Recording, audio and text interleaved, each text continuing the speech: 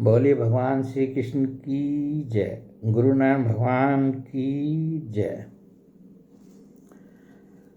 अब हम श्रीमद्भागवत महापुराण के 10वें स्कंद के 84वें अध्याय में एक प्रसंग पढ़ेंगे, जिसमें मुनियों ने जो है भगवान की महिमा का, उनके गुणों का गान किया है।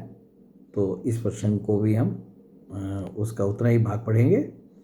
तो ये सब जो है कुरुक्षेत्र में जो है इकट्ठे हुए थे।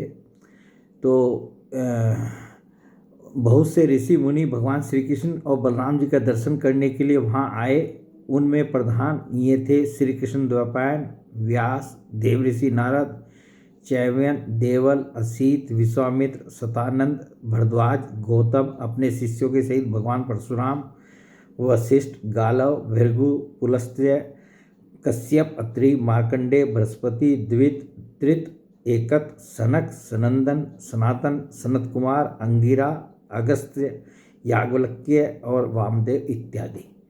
ऋषियों को देखकर पहले से बैठे हुए नरपतिगण, युधिष्ठिर आदि पांडव, भगवान श्री कृष्ण और बलराम जी सहसा उठकर खड़े हो गए और सबने उन विश्व वंदित ऋषियों को प्रणाम किए। ये उस समय के सबसे महान ऋषि थे जो कि वहाँ पर एकत्र हुए थे। इसके बाद स्वागत आसन, पाद्म, अर्घ्य, पुष्पमाला, धूप और चंदन आदि से सब राजाओं ने तथा बलराम जी के साथ स्वयं भगवान श्री कृष्ण ने उन सब ऋषियों की विधि पूर्वक पूजा की। जब सब ऋषि मुनि आराम से बैठ गए तब धर्म रक्षा के लिए अवतीर्ण भगवान श्री कृष्ण ने उनसे कहा। उस समय वह बहुत बड़ी सभा चुपचाप भगवान का भाषण सुन रही थी। तो जब सब ऋषियों की पूजा हो गई तो सबसे पहले तो भगवान श्री कृष्ण ने कहा। भगवान श्री कृष्ण ने कहा, धन्य है, हम लोगों का जीवन सफल हो गया। आज जन्म लेने का हमें पूरा फल मिल गया, क्योंकि जिन योगेश्वरों का दर्शन बड़े बड़े देवताओं के लिए भी अत्यंत दुर्लभ है, उन्हीं का दर्शन हमें प्राप्त हुआ है। जिन्होंने बहुत थोड़ी तपस्या की है और जो लोग अपने इष्ट देव को समस्त प्राणियों के हृदय में न देखकर केवल मूर्ति विशेष में ही उनका दर्शन करते हैं, उन्हें आप लोगों के दर्शन, स्पर्श, कुशल, प्रश्न, प्रणाम और पाद पूजन आदि का सुअवसर भला कब मिल सकता है। ये संतों की महिमा भी बतला रहे हैं भगवान श्री कृष्ण और उनका स्वागत और अभिनंदन भी कर रहे हैं।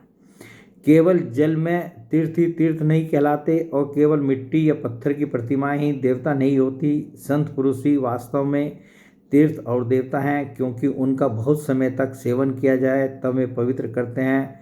परंतु संत पुरुष तो दर्शन मात्र से ही कृतार्थ कर देते हैं। अग्नि, सूर्य, चंद्रमा, तारे, पृथ्वी, जल, आकाश, वायु, वाणी और मन के अधिष्ठात्र देवता उपासना करने पर भी पाप का पूरा नाश नहीं कर सकते, क्योंकि उनकी उपासना से भेद बुद्धि का नाश नहीं होता, वह और भी बढ़ती है। परंतु यदि घड़ी दो घड़ी भी ज्ञानी महापुरुषों की सेवा की जाए तो वे सारे पाप ताप मिटा देते हैं, क्योंकि वे भेद बुद्धि के विनाशक हैं।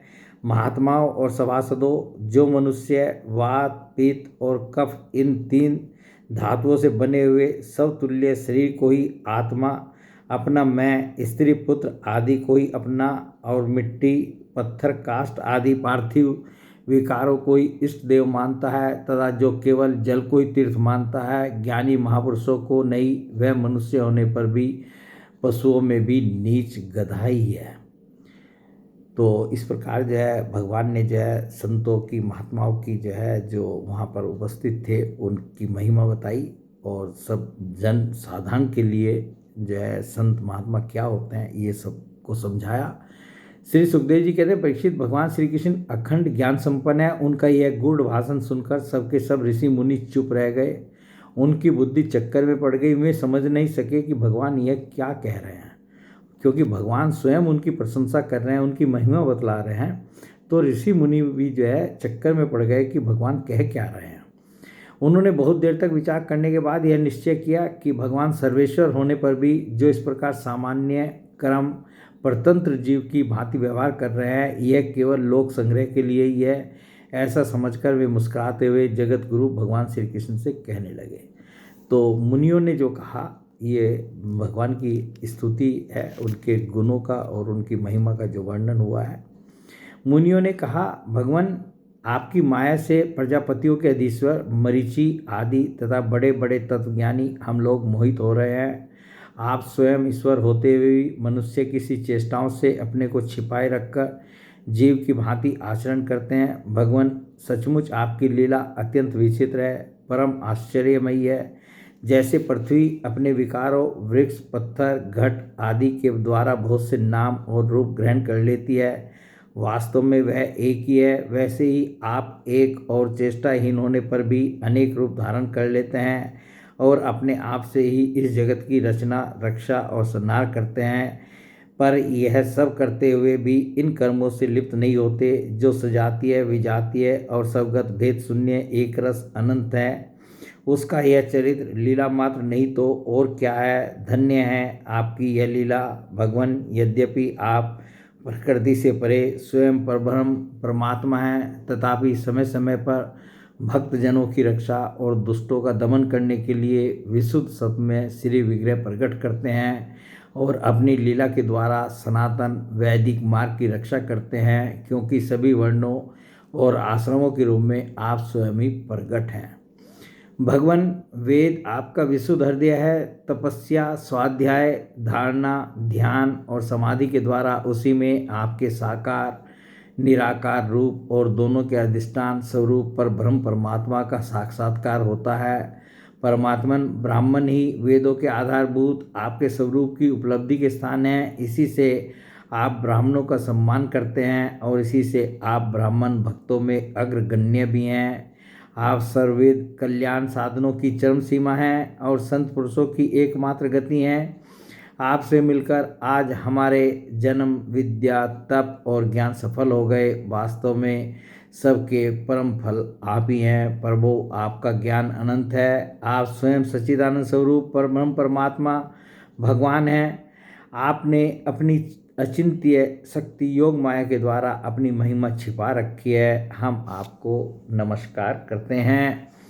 ये सभा में बैठे हुए राजा लोग और दूसरों की तो बात ही क्या, स्वयं आपके साथ आहार विहार करने वाले यदुवंशी लोग भी आपको वास्तव में नहीं जानते, क्योंकि आपने अपने स्वरूप को, जो सबका आत्मा, जगत का आदि कारण और नियंता है, माया के पर्दे से ढक रखा है। जब मनुष्य स्वप्न देखने लगता है, उस समय स्वप्न के मिथ्या पदार्थों को ही सत्य समझ लेता है और नाम मात्र की इंद्रियों से प्रतीत होने वाले अपने स्वप्न शरीर को ही वास्तविक शरीर मान बैठता है। उसे उतनी देर के लिए इस बात का बिल्कुल ही पता नहीं रहता कि स्वप्न शरीर के अतिरिक्त एक जागृत अवस्था का शरीर भी है।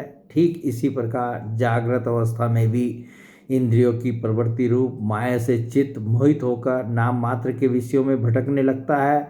उस समय भी चित्त के चक्कर से विवेक शक्ति ढक जाती है और जीव यह नहीं जान पाता कि आप इस जागृत संसार से परे हैं। प्रभु, बड़े बड़े ऋषि मुनि अत्यंत परिपक्व योग साधना के द्वारा आपके उन चरण कमलों को हृदय में धारण करते हैं, जो समस्त पाप राशि को नष्ट करने वाले गंगा जल के भी आश्रय स्थान है। यह बड़े सौभाग्य की बात है कि आज हमें उन्हीं का दर्शन हुआ है। प्रभु, हम आपके भक्त हैं। आप हम पर अनुग्रह कीजिए, क्योंकि आपके परम पद की प्राप्ति उन्हीं लोगों को होती है जिनका लिंग शरीर रूप जीव कोष आपकी उत्कृष्ट भक्ति के द्वारा नष्ट हो जाता है।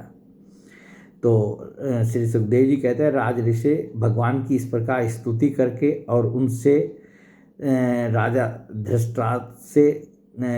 धृतराष्ट्र से और धर्मराज युधिष्ठिर से अनुमति लेकर उन लोगों ने अपने अपने आश्रम पर जाने का विचार किया।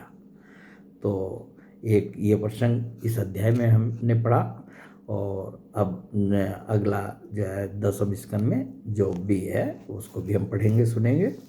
बोलिए भगवान श्री कृष्ण की जय, गुरु नारायण भगवान की जय।